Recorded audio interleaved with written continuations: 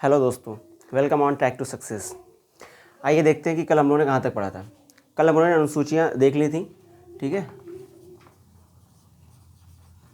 अनुसूचियाँ कितनी हैं मैंने बताया था कि पहले 8 थी और अब कितनी हो गई हैं, 12 हो गई थी।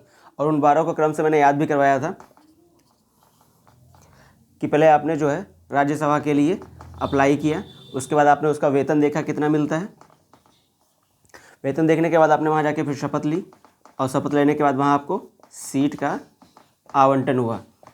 फिर आपने कहा मैं कुछ काम करना चाहता हूँ SC/ST के लिए, तो फिर पूछा कहाँ करोगे, तो वही कि असम, मेघालय, त्रिपुरा, मिजोरम में। उसके बाद आपने वहाँ पे 3 बक्से लेके गए थे पैसे बांटने के लिए, तो विवाद हो गया। फिर आपने वहाँ जो है भाषा के आधार पे पैसे वितरित किए थे। फिर वहाँ पे भूमि विवाद हुआ, आपने भूमि विवाद को सुलझाया। और उसके बाद आपने पूछा दल बदल के बारे में। उन्होंने बताया कि 85 में से 52 लोग दल बदल लेते हैं जाके, ठीक है। फिर वहाँ पे आपने पंचायत के ही व्यक्ति प्रधान को एक अथॉरिटी दे दी थी कि आप लोग जो है यहाँ का सुधार कर लेंगे। 29 साल का था। फिर नगर पालिका में अगले दिन उसने पढ़ा, तो नगर पालिका वाले ने भी यही रूल आपसे लागू करने को कहा। तो मैंने ये शॉर्ट में बता दिया था कि आपको कैसे अनुसूची याद रखनी है, कि पहली इस अनुसूची में राज्य और संघ राज्य क्षेत्र है। इस तरीके से आज हम इसको एक एक करके डिटेल में पढ़ लेते हैं। बहुत ज़्यादा नहीं है, लेकिन हाँ इसमें थोड़ा सा है। और SC/ST क्षेत्र और इसमें सूची वाले में है भाषा, ठीक है, इनमें थोड़ा थोड़ा है, वो ये देखते हैं विस्तृत रूप से।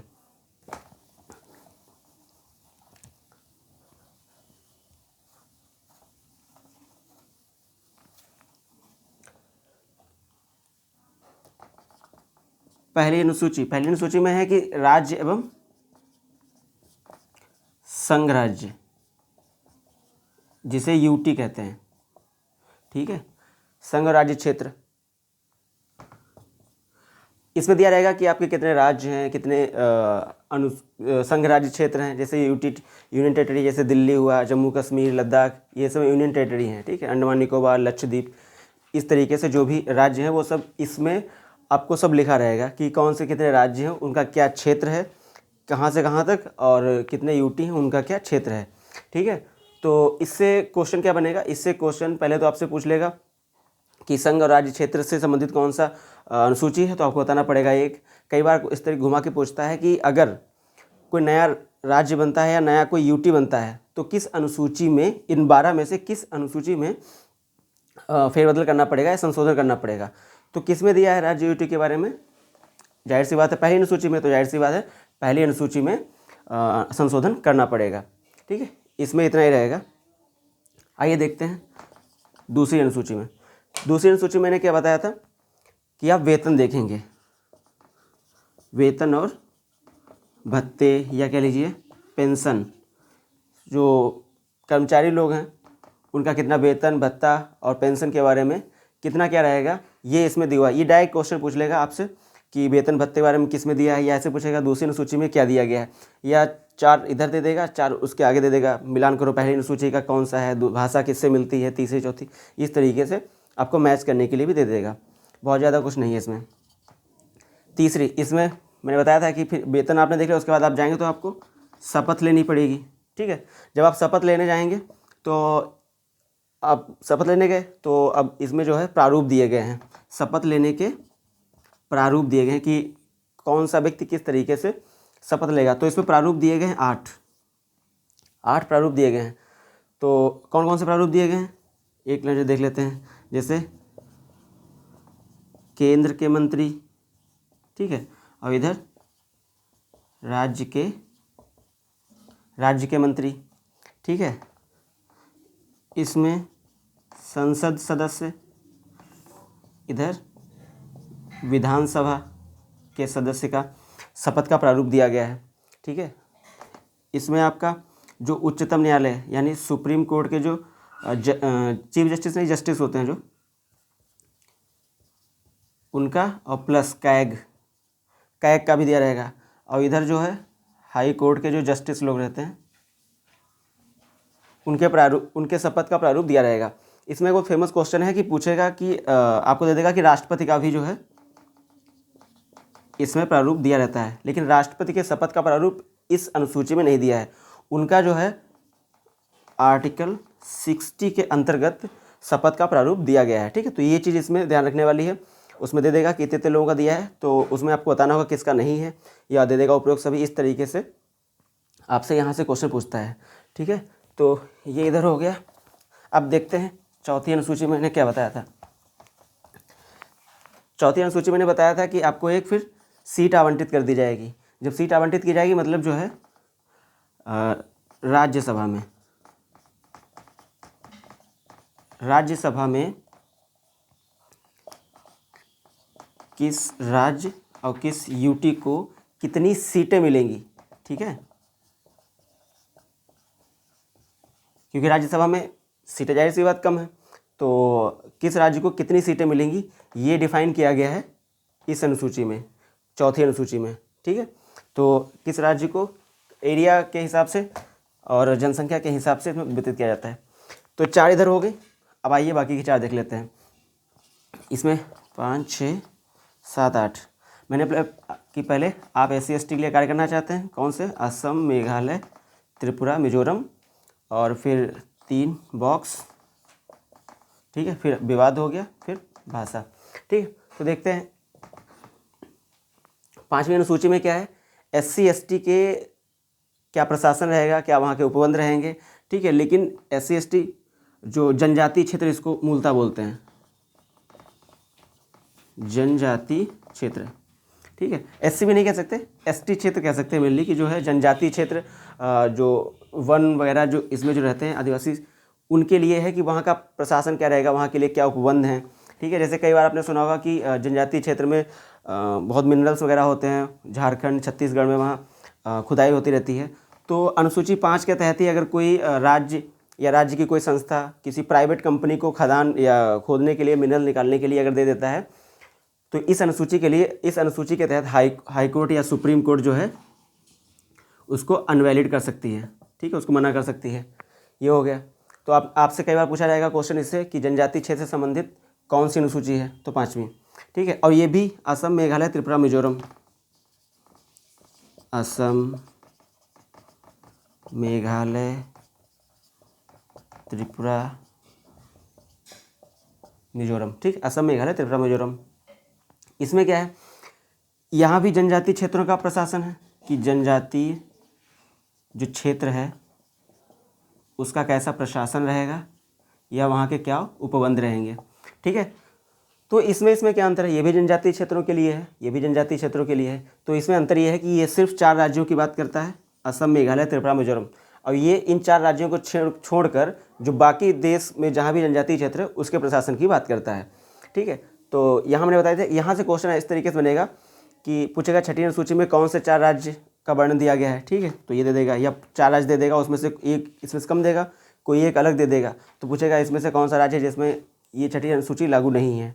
ठीक है, तो इस तरीके से आपको ये असम, मेघालय, त्रिपुरा, मिजोरम इस तरीके से याद रख सकते हैं, या इसका शॉर्ट इस तरह ऐसे भी कर सकते हैं,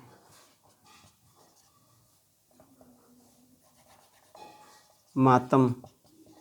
ठीक है, इसको अरेंज करके मातम लिख सकते हैं। ठीक है, तो ऐसे भी आप इसको याद रख सकते हैं कि जो है असम, मेघालय, त्रिपुरा, मिजोरम, असम, मेघालय, त्रिपुरा, मिजोरम। ठीक है, अब बात करते हैं 7वीं अनुसूची की। 7वीं अनुसूची मैंने बताया था, एक केंद्र की सूची रहेगी, एक राज्य की सूची रहेगी, और एक समवर्ती सूची रहेगी। इसमें क्या है कि जैसे शक्तियाँ हैं कि कौन सी शक्ति केंद्र के पास है, कौन सी शक्ति राज्य के पास है, कौन सी शक्ति पे दोनों कानून बना सकते हैं। ठीक है, तो कुछ केंद्र के पास शक्तियाँ हैं, कुछ राज्य के पास हैं, कुछ समवर्ती मतलब दोनों के पास हैं। तो ये इनको अलग से देख लेते हैं।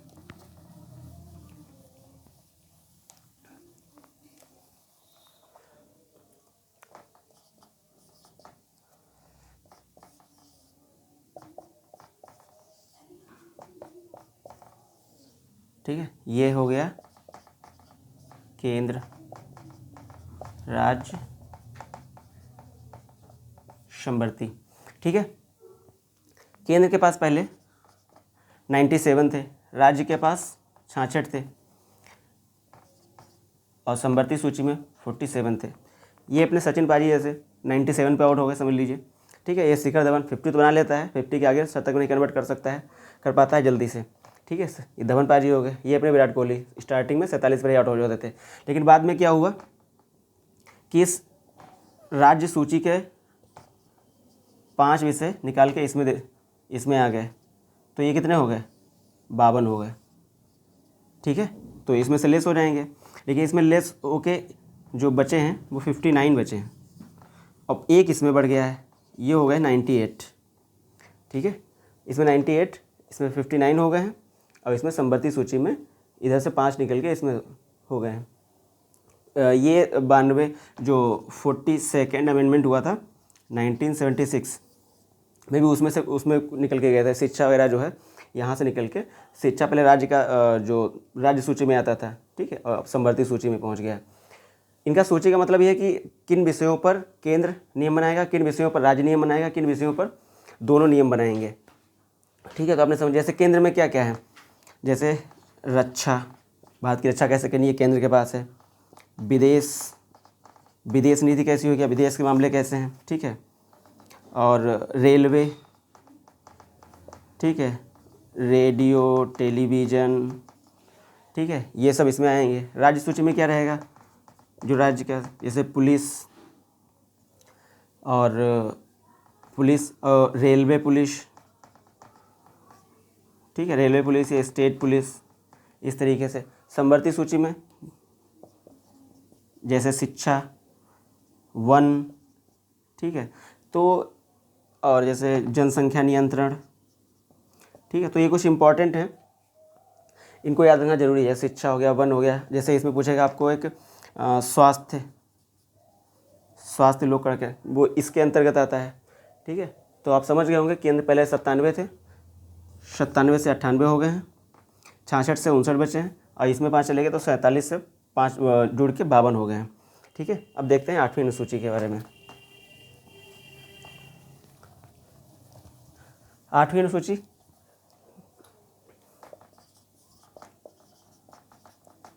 भाषा। मूल संविधान में 14 भाषाएं थीं। कितनी थी, 14। फिर क्या हुआ, एक और जुड़ गई, हो गए 15। ठीक है, फिर 3 और जुड़ गई, 18 हो गई, और उसके बाद 4 और जुड़ गई, तो ये हो गई 22। यानी पहले +1 +3 और +4। ठीक है, 14 थी। पूछेगा मूल संविधान में कितनी थी, 14। प्रेजेंट टाइम में कितनी है, 22। ठीक है, 14 से अब हो चुकी हैं 22। ठीक है, तो पहले कौन थी वो इतनी इंपॉर्टेंट नहीं है, कौन सी जुड़ी है ये इंपॉर्टेंट है, और कब कब जुड़ी है ये इंपॉर्टेंट है। ठीक है, तो पहली जुड़ी थी 21वां संविधान संशोधन था। ठीक है, 21st अमेंडमेंट जो हुआ था 1967 में। ठीक है, और इसके अंतर्गत जुड़ी थी सिंधी। ठीक, तो 21वां संविधान संशोधन 1967 में सिंधी जुड़ी, तो टोटल हो गई 15। इसको पकड़ लीजिए, लगभग 67 है, लगभग 67 से +4 कर लीजिए, लगभग 1971। ठीक है,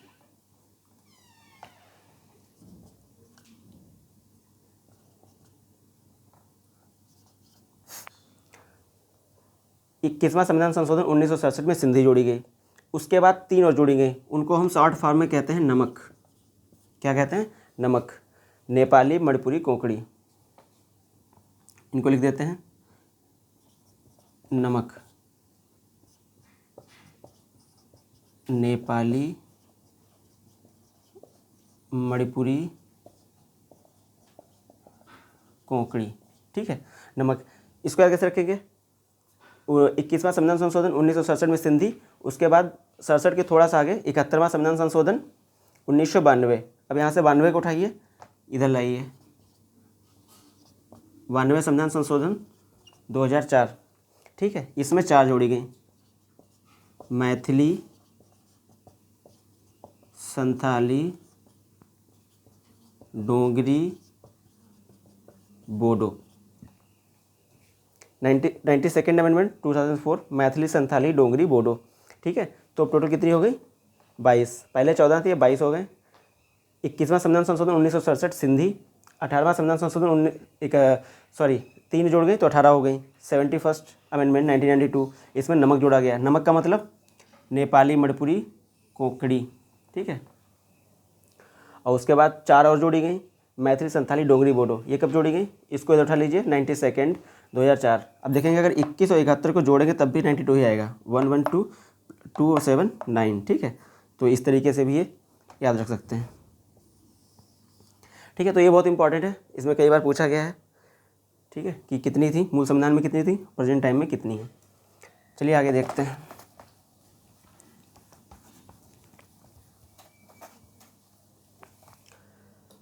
अब कौन सी 4 बची? अब आप सुधार वाले में आएंगे, ठीक है। भूमि सुधार किया, दल बदल, ठीक है, पंचायत, नगर पालिका, ठीक है।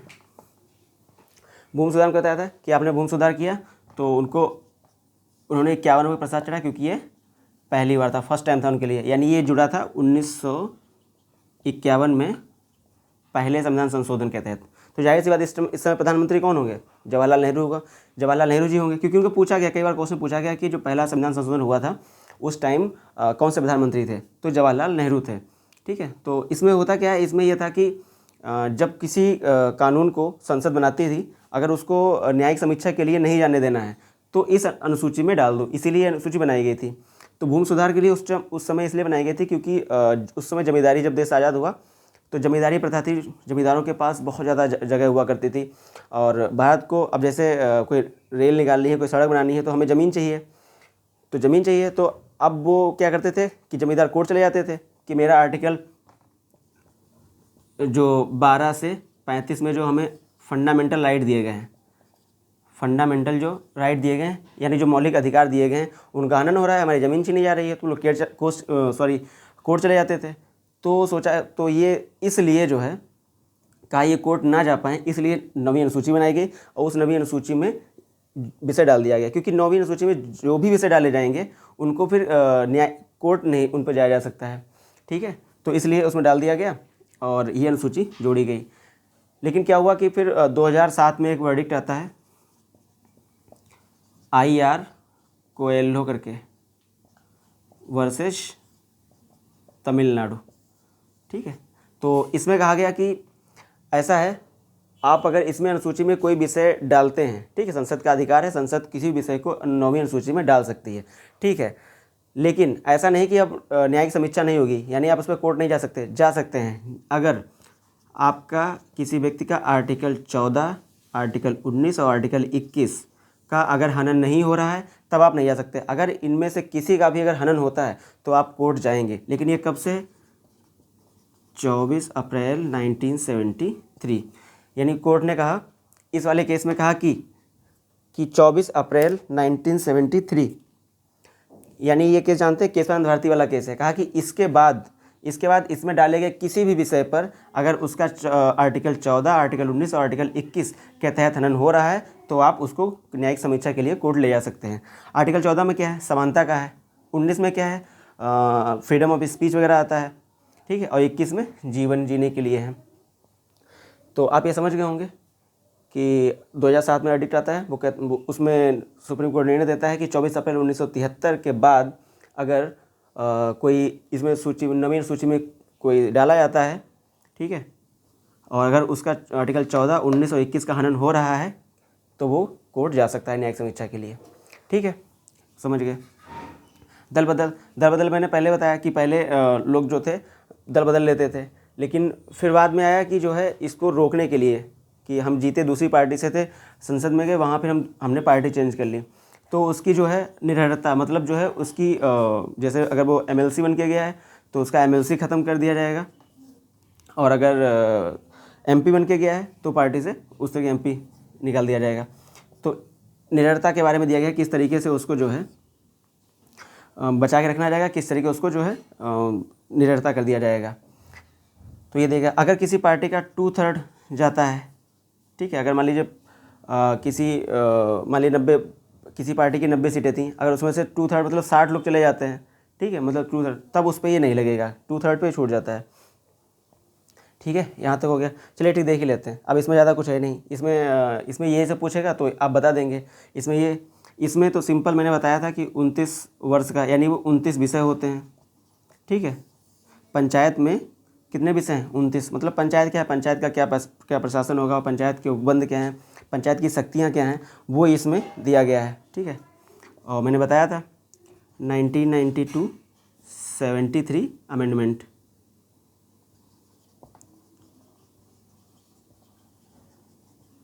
73वां संविधान संशोधन 1992 में ये लागू था। पंचायत 29 विषय इसमें दिए गए हैं। ठीक है, इसके बाद पंचायत के बारे में दिया क्या प्रशासन रहेगा, क्या रहेगा। नगर पालिका, इसमें 18 साल का मैंने बताया था, यानी 18 विषय इसमें दिए गए हैं। ठीक है, इसमें 18 विषय हैं। ये भी 1992 74th अमेंडमेंट है। ठीक है, तो ये नगर पालिका हो गया, इसके क्या उपबंध रहेंगे, क्या इसका प्रशासन है, ठीक है, क्या शक्तियाँ हैं इसकी। तो इस तरीके से अनुसूचियाँ आपकी समाप्त हो चुकी हैं। तो आपको कैसी लगी? शायद मुझे लग रहा है कि अगर आपने ये दोनों पिछला वाला लेक्चर, ये लेक्चर देख लिया है, तो अनुसूची से आपका जो है कोई भी क्वेश्चन नहीं छूटने वाला है। ठीक है, तो इसके बाद में जब भी मौका मिलेगा, मैं इसके अगर पार्ट नए तरीके से बताने की कोशिश करूँगा। और आपने अनुसूची अगर ये देखी, आपको कैसी लगी, आप कमेंट में बता सकते हैं। ठीक है, धन्यवाद।